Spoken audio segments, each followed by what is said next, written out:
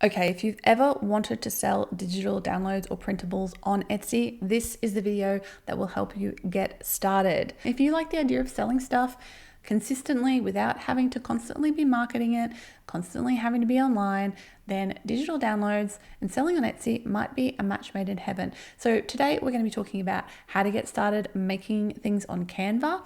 We're going to talk about how you can do the research to determine exactly what you should be making. We're going to talk about how to get started setting up on Etsy, the do's and don'ts about doing this very thing, the mistakes that a lot of people make when they get started. We're going to save you from those and basically teach you what you need to know in order to get started making downloadables on Canva to sell on Etsy. Let's get started. Welcome to the show, Cody. Great to have you with me. Thanks for having me, Jess. I'm excited for this. Well, I'm excited for the topic because it's a big one. It's something that so many people are interested in. I'm seeing more and more people popping into my world, joining my Thriver Circle and asking me questions about selling printables on Etsy. So that is what we're going to be talking about today. Before we do, I have spoken previously with your colleague, Julie, and there's a previous video. I'll link to that. But today I just want to get started with the basics, for people who are curious, who might want to, dip their toe into the water of this and don't really know how to get started. We're going to talk about Etsy. We're going to talk about Canva. But Cody, first of all, how did you get started with printables? So I actually got started because of Julie, the woman you just mentioned, my friend, now business partner, Julie. We both came from like the personal finance world. We both had podcasts and we were both like big side hustlers. We were always looking for new ways to make money. At the time, I was like freelance writing, I was podcast editing, video editing, doing affiliate marketing, all of these things that I had to trade my time directly to make money. So if I didn't write the article, if I didn't edit the podcast, if I didn't edit the video, like I wasn't getting any type of income. And Julie was like, "Hey, I've been doing this thing called selling printables on Etsy. Basically, I like create this digital file once, I put it in my Etsy shop, and then I can continue to get sales on it even when I'm not working on it." I'm like, that sounds a whole lot better than what I'm doing. So I went for it. I started creating my own printables, doing like keyword research, figuring out which digital products were going to be successful. And quite honestly, just the first few months kind of stunk. I was not a good graphic designer. I didn't know what I was doing. I didn't understand keyword research. I didn't understand search intent. We'll talk about that stuff today. And so I was just fumbling. I was just like creating random designs. I think I started my shop in October. It wasn't until that February, so 4 months later, where I like had my big break. And Mhm. so this is kind of how I fell in love with printables. I know the question was, how did I get started? Got started through Julie, but I fell in love with printables this Valentine's Day. I created a bunch of stuff in January and December for Valentine's Day. I knew it was going to be a huge holiday on Etsy just from the articles I was reading, the people I was following. So I ended up making like 20 different products and I was skiing in Lake Tahoe. My birthday is on Valentine's Day, actually. Fun fact. So I was skiing. I was taking like the week off. I was doing a little vacation with myself and my fiance and some friends. And after that week was over, I was like on vacation. I wasn't working in my shop. I had made over $700 from just a handful of these digital products that I created. And I'm like, okay, this is really cool. I'm sold. I wasn't making any money from the freelance writing, the podcast editing, because I was on vacation. But Mhm. this thing, the digital products, the printables, those were making me $700 that week. So ever since then, that's the start, and the rest is history. Yeah, and I think that's what's so appealing about digital products, is that sort of make it once. If you do a good job of it, it will just keep selling over and over again. Versus those of us, with a traditional handmade business where you have to make every single product, which, you're trading your time for money, as you were saying earlier. I mean, that's where I got started with digital products back in like, I think 2011 or something. I made my first Oh, ebook. wow. You're an early bird in the game. Yeah. Yeah. And because I was like, oh, I keep getting all these questions and I'll put an ebook together and sell it. And I was like, wow, this is great. This is a great additional income to my handmade business. And obviously, I've done lots of things like that ever since. So it is a really good, as you said, side hustle for people if they are creative and they're willing to put in the work, because it is work, isn't it? Is it like there's this idea that, oh, it's just passive income, you don't have to do any work. Yeah. Yeah, like you Yeah. said, yeah, it's work. It's a numbers game too. I Mm. probably made 20, 25 products from that October to February span that didn't do anything. Like they didn't sell, they weren't popular. It was a lot of people could see it as like wasted time, but I thought of it as like a learning opportunity. Like Mm. every single time my products got a little bit better. And yeah, it was a ton of work and time up front, but that's the cool thing about any leveraged business, because some people don't like the word passive income because it's not Mm. completely passive, but it's more passive than something like freelance writing. So yeah, Mhm. that's why I would just like kind of fell in love with this, because even though it was a ton of work at the beginning, you really kind of can reap the benefit of that labor for years to come. Yeah, because if it sells well, it could just keep selling and selling for years and years and Year over years. year over So year. Yeah, like a yeah, lot of exactly. products have happened for me. So you mentioned that you weren't a graphic designer. So did you use Canva to create your products? I Or did did. Yeah, I yeah, started on okay. Canva, and Canva's actually come a long way since I Mm. started. They have just been adding feature after feature. And so at the beginning, when I first started, like some people would be like, oh, Canva, that's like a beginner tool. You can't compete with the Adobe suite at all. And while it's not the Adobe suite, like you can't do all of the same things you can as like Illustrator or Photoshop. Like Canva's now adding the layers feature. Canva now can, add drop shadows and glow and all these different things that it couldn't do before. So I have Mhm. been continually impressed by Canva. But yeah, it was just the free version of Canva because I couldn't even afford Canva Pro when I first got started. I was just creating stuff on free Canva. Okay, cool. So if people do want to kind of get started, let's talk about, I think it's probably tempting to just sort of hop on and start making stuff. Is that the best way to do it? Or should you actually step back and go, okay, what should I be making and do a bit of research first? And how would you do that? I am definitely a data-driven person, and I like to just create where the demand already is rather than trying to create some novel thing that people will hopefully be searching for. So I am definitely like through and through, I'm a keyword research guy. I will not create a product unless I've done like thorough keyword research beforehand. And I'll give you some tactical tools to do that. Mm-hmm. So a couple of free ones that I really like, Google Trends, believe it or not, it's a free tool, trends.google.com Mm-hmm. is a great one. And I was just giving this example the other day. Let's say you want to create like some kind of a budgeting printable, but you want to see like what's popular around budgeting printables. You could type in budgeting printable into Google Trends, and then it might tell you like 50, 30, 20 budgeting printable is really popular right now, or maybe a zero-based budget printable is popular right now. And using these keyword tools, you can start to discover what are called long tail keywords. Mm-hmm. Basically, they're exactly what I just said. So instead of just budgeting printable, because there's a ton of sellers selling a budgeting printable, if you can go one layer deeper or two layers deeper and sell a zero-based budgeting printable, or you can sell a 50, 30, 20 budgeting printable, now you're competing with a much smaller pool of sellers, and you're more in line with what that person on the other side of the screen is looking for. Mm-hmm. So that's so Google Trends is one. Another one is Pinterest Trends, because I like to say Pinterest and Etsy go together like peanut butter and jelly. Yeah. The crossover that they have is just insane. So the people searching on Pinterest, a lot of them are Etsy buyers. So if they see Mm-hmm. something that catches their eye on Pinterest, they might be clicking through and buying it on Etsy. So another one that's very similar to Google Trends is Pinterest Trends. Mm-hmm. Now, getting a little more technical here, there are some tools that are specific to Etsy. I personally like eRank. It's one of my Mm-hmm. favorite ones, but there's other ones out there. There's Marmalade, there's Insight Factory, Everbee. Pick your poison. All of them are pretty good, and all of them will do the job. Again, I just use eRank. I love eRank. And so what eRank can tell me, and these other ones, is I could go in and I could type budget printable, and eRank will actually spit out some of those long tail keywords for me and tell me like, there's this many people searching for the zero-based budgeting printable. There's this many people searching for the 50, 30, 20.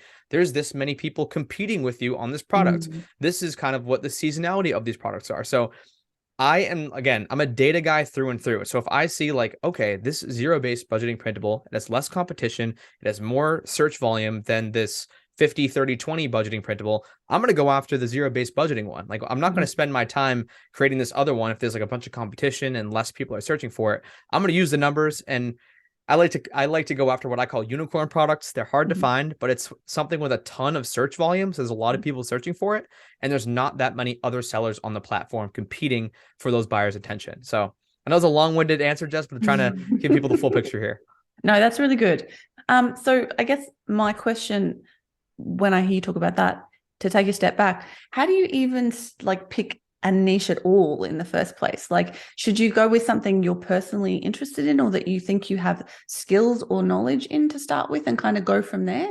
Or just sort of start typing printable into the into the trends and see what comes up? Like, I don't think there's a right or wrong answer here, but what I will say and what I've seen from people in our community and myself, if you create stuff that you're personally interested in and that you maybe have an edge and you have more knowledge about, you're probably going to be more motivated to create that printable because it might actually serve your own need, which is another great way is like think of something that you don't have that you want to create that's a printable or a digital download.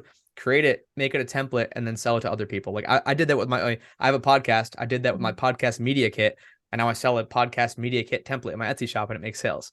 So that's another way, is like scratching your own itch. But yeah, I would say you can kind of go in any direction that you want. But if you have more expertise in a certain niche, I mean, just common sense wise, you're going to be able to think of newer ideas, and you might have an edge. You might have some little tweak that you can add, and you might just be better suited to create that type of printable since you already have the knowledge. Okay. So let's talk a little bit now about actually designing the product, because I know there are some rules around this sort of stuff when it comes to using Canva to design a product you're going to sell, because someone might just get on Canva and go look at the templates and go, wow, I'll just take that template and just change some colors and then sell it as it is. I mean, can you do that?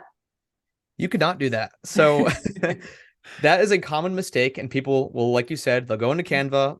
Up near the top left, there's template section. There's all these beautiful invitations and games and cards. You cannot use those. You can't even start with those and then create a product for sale. You have to create something from scratch. Now, if you see a design you really like and you want to take inspiration from it and you want to create that a similar design from scratch, that's cool with Canva, but there are some other things to note. You got to make sure that the fonts you're using are okay for commercial use. Okay. Luckily, Canva free fonts are okay for commercial use.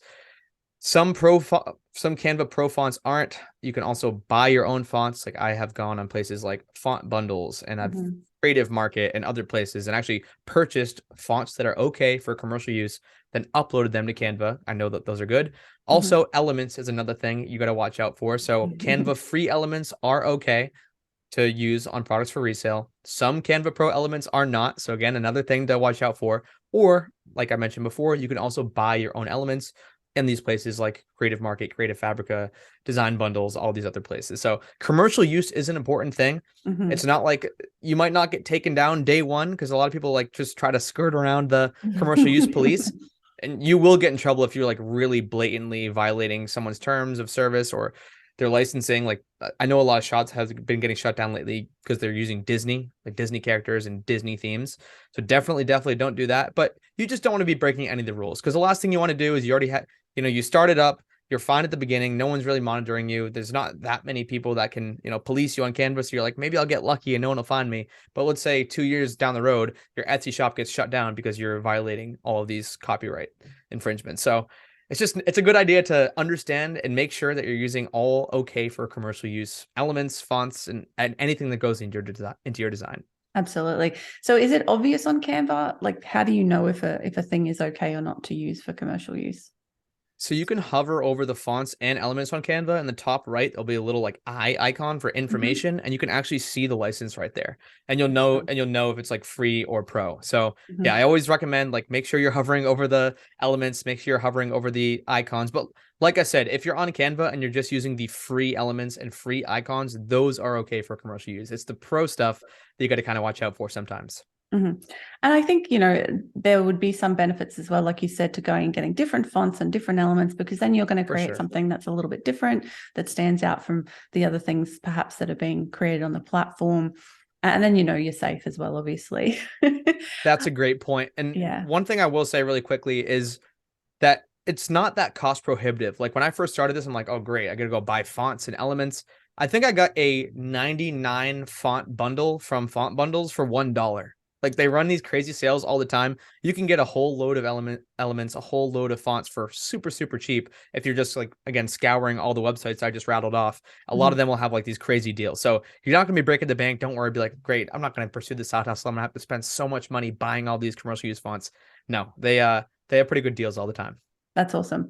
And yeah, I want to also just pause and reiterate the IP thing, intellectual property. Don't use someone else's, especially Disney. That's like the worst possible company. Disney, Harry Potter, Star Wars, you see it all. Yeah. Yeah. Don't use them. Don't even think about it. Because you will get caught eventually and shut down. And then, the amount of people you see in Etsy Facebook groups going, my shop's been shut down. Why? And they're like, well, you were using the IP from these massive companies, and people just don't seem to think about the fact that you can't just use somebody else's intellectual property in your design. So just don't do it and you'll be fine. You got to, use the elements that are free or elements that you've bought legitimately. Again, make sure you're not, buying from someone who's selling stuff that you can't actually use, because I guess that could be a problem too. Maybe if you're searching on Etsy for downloadable SVGs and stuff, and That's somebody's true. selling And then like you get Disney Spider-Man or SVGs. something. Yeah. Yeah. Yeah. So just because it's being sold doesn't mean it's okay. So, just be aware Always of check that, the and, license. and don't Yep. do that. Absolutely. Absolutely. Okay. So we've got a keyword research. We have a niche that we've thought about. We've gone onto Canva, we've designed something. Now, there probably is something important people need to know about when it comes to downloading their design, or maybe even making the design in the first place. Like, what sort of sizes, what sort of file formats do people need to use? So probably 90% of the time people are going to be downloading for printables as a PDF print. That is just Mm-hmm. the highest quality. It's 300 DPI, which is just like lossless quality. There's not going to be any blurry lines. There's not going to be blurriness on the image when someone prints it out on their home printer or downloads it for digital use on their computer. So yeah, that's the first thing, PDF print. When it comes to size, though, it really depends on the printable itself. And this is when, so we mentioned keyword research before. I always recommend before you go and create something, just look at the competitors, see what you're up against on Etsy, and see what they're offering, see what their listing images look like, see what they're using in their title. If you're using a tool like eRank or these other ones, you can actually see what they're using in their tags. And I'm Mm-hmm. not saying go and copy these people, but you can kind of start to notice themes. Like these products are all best sellers, and that's another thing on Etsy. Etsy will give people a best seller tag if they have a certain volume of sales in a certain amount of time. So you know that these ones are really, really popular with Etsy customers, and so you can glean insights off of those listings. You can be like, these listings in their title, they all have this certain keyword in there, or these listings, this listing image, like it really shows that this product is editable, or it really shows that yada, yada, yada. It doesn't matter. It totally depends on the product. But with that being said, that's why you do the research before, because if you're creating a thank you card and you're creating it on a letter size or A4, A5 piece of paper, but like 90% of these are 5 by 7 Mm-hmm. inches, then you're not going to be very competitive with all the other people out there if all the best sellers are this certain size. So it's always good to do like a little bit of some competitive research, some scouting the competition before you create the printable to make sure that your printable is going to be on par or hopefully even better. Mm-hmm. Yeah, you mentioned sizes there. That's another important thing, because like in the US, you guys have different sizes to us. We have like the A system, A1, 2, 3, Yep. 4, 5. And you guys have something completely different. Yeah, we don't know what we're doing in the US. It's all over the place. The imperial measurements and stuff. So I guess Yeah. people need to know who they're targeting as well. Like if you're trying to sell to an American audience, you need to have American sizes. If you're trying to sell to a English or Australian audience, you need to have the correct sizes for that audience as well. And maybe you want to offer it in, multiple sizes. Yeah, that's a good point. And another reason why now I love Canva Pro is that actually has a one-click resize. Oh, So I wow. could create a Okay. design in letter, which is like the standard US paper for Americans, and then I could resize it to A4 to A5 to A3 to 5 by 7 to all these different sizes with just one click, which you don't have to get Canva Pro. Again, I didn't have it at first, but I know we were talking about Canva and wanted to highlight some of the cool features. That's a really cool one for me. Mm-hmm. Have you this is a total nerdy aside, but have you been using any of the new AI features on I Canva? have, yeah, Canva Write. Yeah, Canva Okay. Write is pretty cool. Yeah, it's been fun to mess around with. I've just been blown away by AI in general. Mm-hmm. And yeah, I'm definitely like a tinkerer. I'm always experimenting with new stuff. So I've messed around with Canva Write. I've also messed around with Canva Draw is something that they added like we're recording this in May 2023. They added that probably 2 months ago. And then they just added the layers feature as well, which is like the Mm-hmm. competitor to Photoshop Illustrator, where you can actually like instead of trying to manually drag stuff and lock stuff in Canva, you can actually just like click on a layer and just edit a certain layer, which is really cool. Yeah, I've noticed that. It's so helpful. I'm like, oh, finally, I can just move things Finally, around yeah. in place. It's Exactly. great. Makes it Okay, so much cool. easier.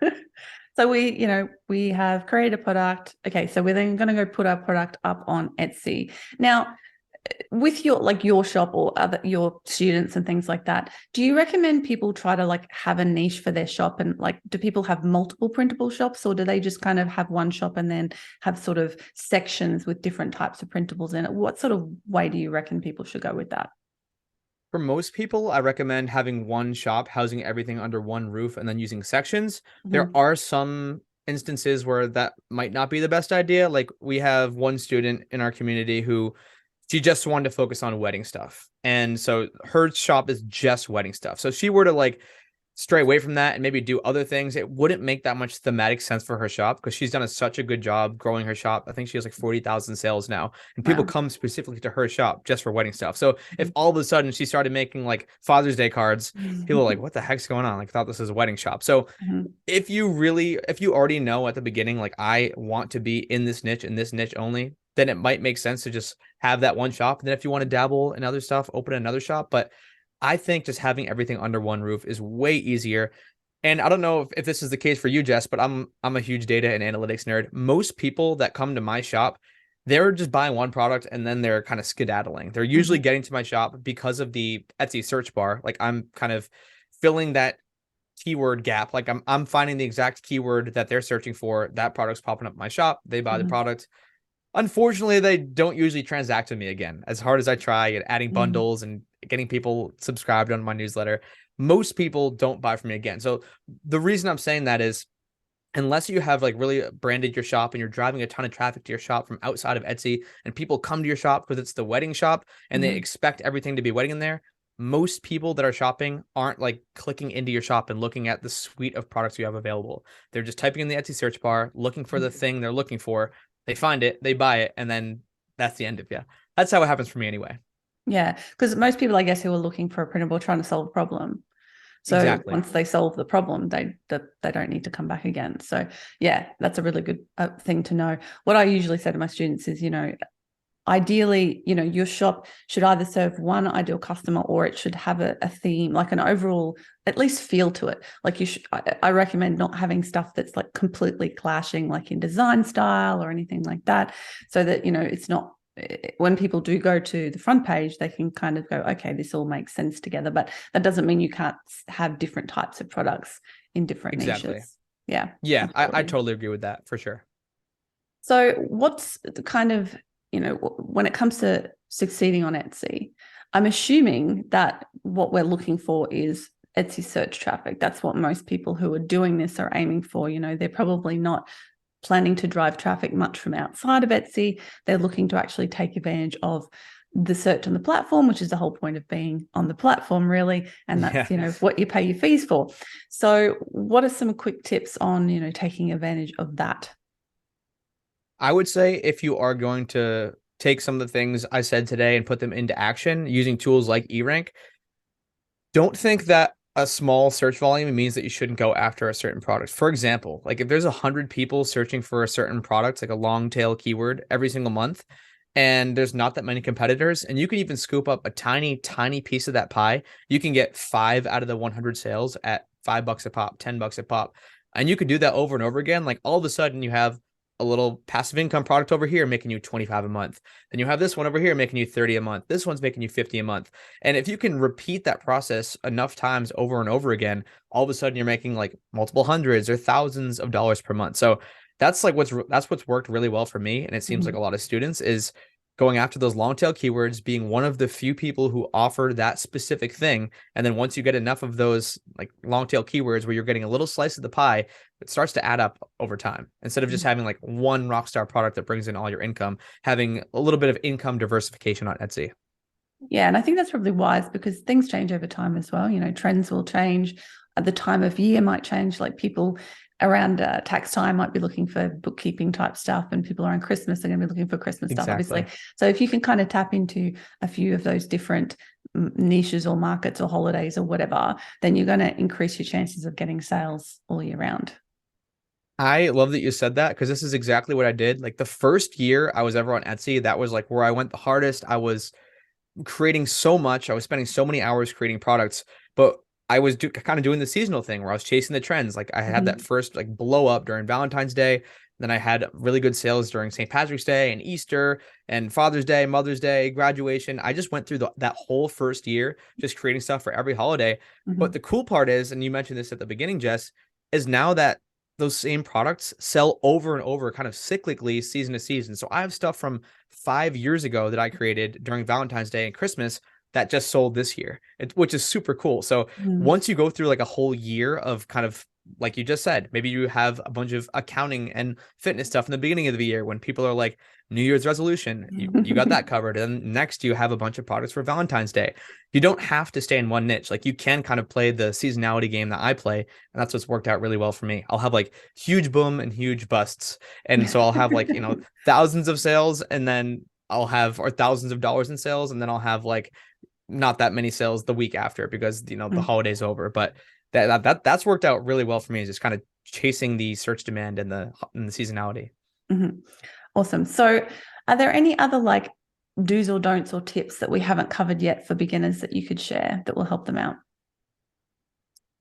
I would say most people probably don't spend enough time on that main listing image, like the hero image. And I always like to call it the gatekeeper, because you could have the best product ever that perfectly fits the buyer's needs. You could have the perfect title, you could have the perfect tags, the perfect description.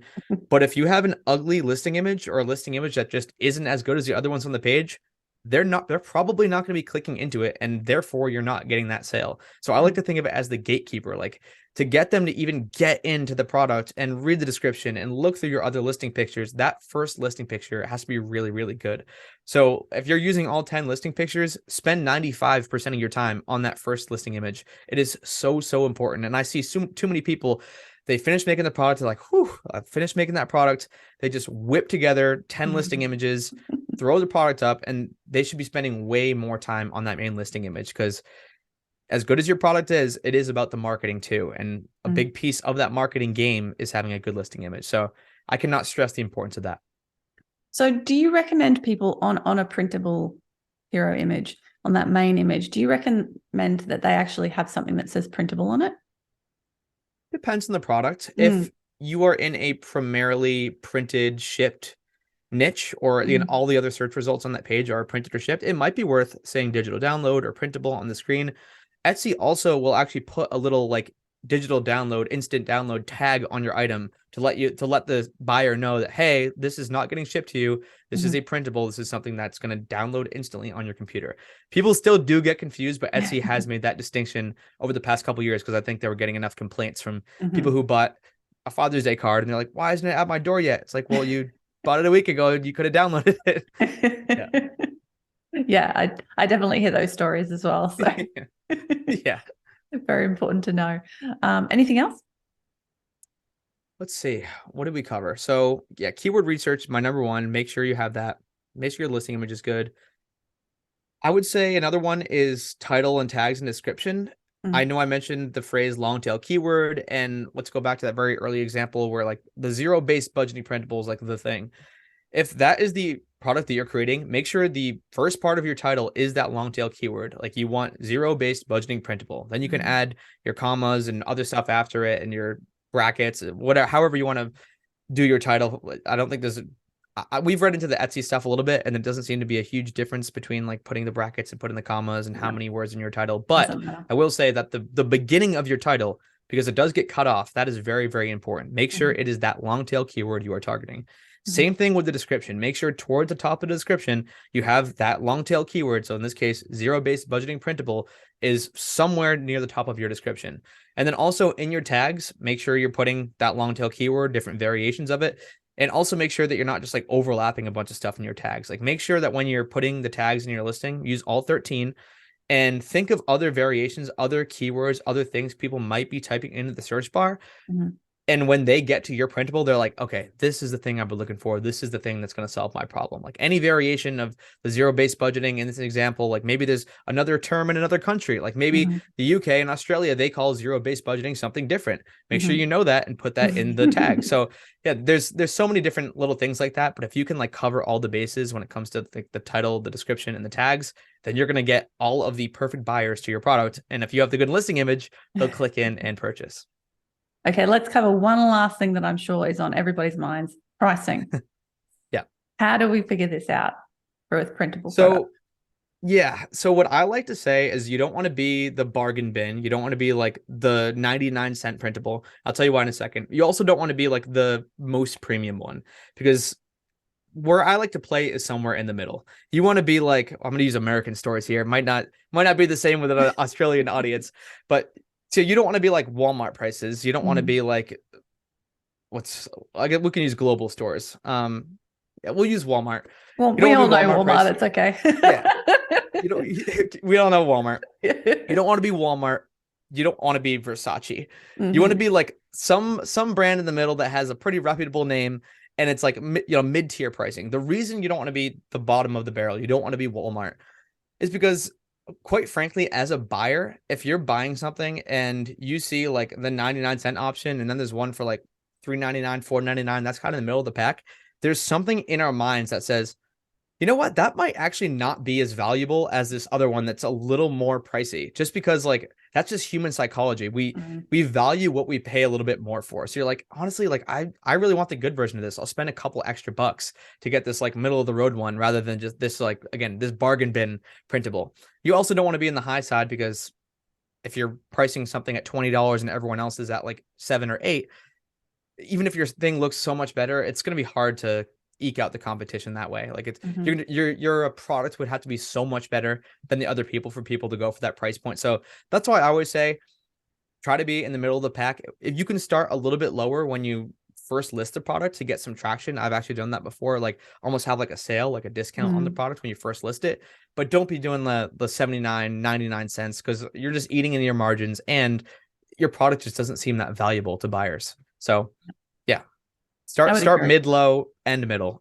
Hmm. So normally I'm very strong on this with my students, and I'm like, you can't price based on the competition with handmade products because you have to do the sums. You have to work out your materials cost, your time, your overheads, all that sort of stuff. It's a bit different with digital products though, because all of the work is up front and then it Exactly. can just sell forever. So it's really difficult to do any sort of calculation on that because you don't know how many you're going to sell, So I think in the case of digital products, it is actually important to go look at your competition and actually, Yeah. yeah, sort of try to put your pricing somewhere in, like you said, that middle of the pack of your competition, because there's really no other logical way to do I mean, you could go, well, if I sell 5 of these each month for a year and then blah, blah, blah, and work it out from there. But that's you're just making stuff up at that point. So You're making stuff up. yeah. What I will say, and you probably do the same thing, Jess, like when I'm buying on Etsy, I'm not like just staring at the prices.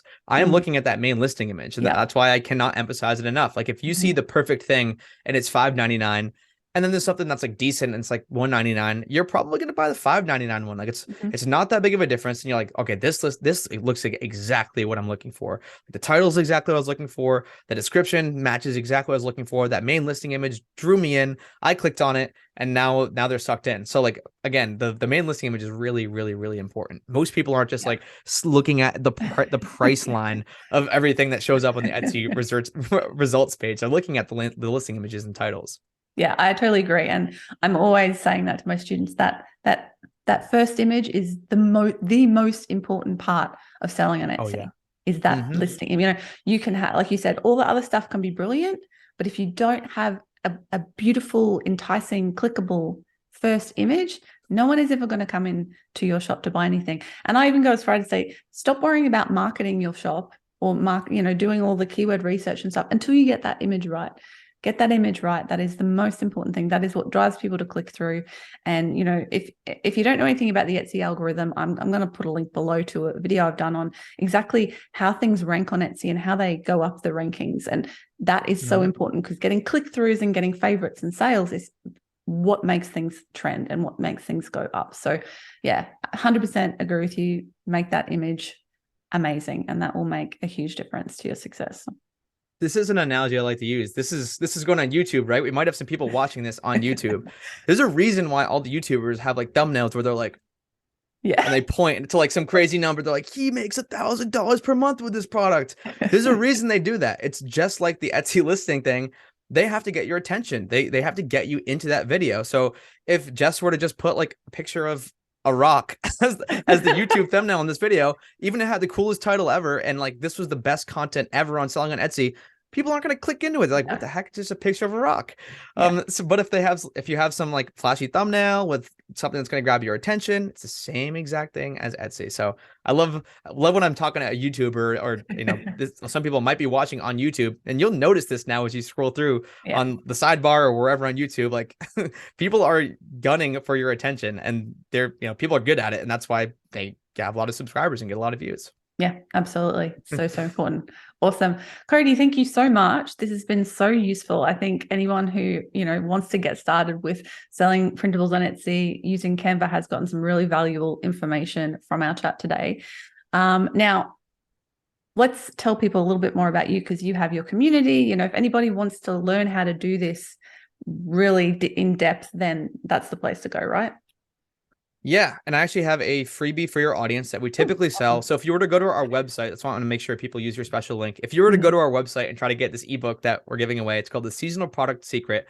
Basically, like I said, I kind of figured out how to make sales, the boom and busts, throughout the entire year. So we have this ebook called The Seasonal Product Secret. It's 22 pages long. It has product ideas for every single month, January through December. And through Jess's special link, you guys will get it for free. Like I said, if you buy it on our site, it's $27. But since you're watching this, since you got this far and you're already like this into creating printables, you might as well just get started, or at least start to brainstorm some product ideas. So you can download that with Jess's special link. It's the Seasonal Product Secret ebook. And yeah, that's probably the best place to start. It's just getting your first product idea, hopping into Canva, because I'm a huge fan of momentum. So if you do take that first step and start designing that first printable, you won't be able to stop. It's like a snowball. Yeah. So, and don't be too hard on yourself. I think, have fun with it. Like, go in, experiment, play around with it.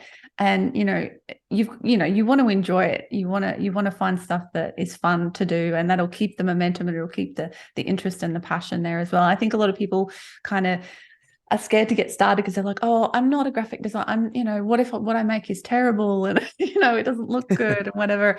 You're only going to get better by practice and by experimentation. So just dive into it and start playing around with it and see what happens. Very true. Couldn't say it better myself. Thanks so much, Cody. Thank you. Appreciate it. How good was that? Remember to get your free download from the link below. But also, before you go, a really important part of this process that we talked about was pricing. If you want a little bit more guidance on that, I have a video on how to price digital products and downloads, no matter what they are. You might sell patterns, you might sell printables. This video will help you to get a bit clearer on how to price them. So check that one out right here. Thank you so much for watching. If you found this one helpful, give me a thumbs up. Tell me what your biggest takeaway was in the comments below, and make sure to subscribe so you don't miss my future videos on how to have a thriving and profitable handmade business. I'll catch you in the next one. Bye for now.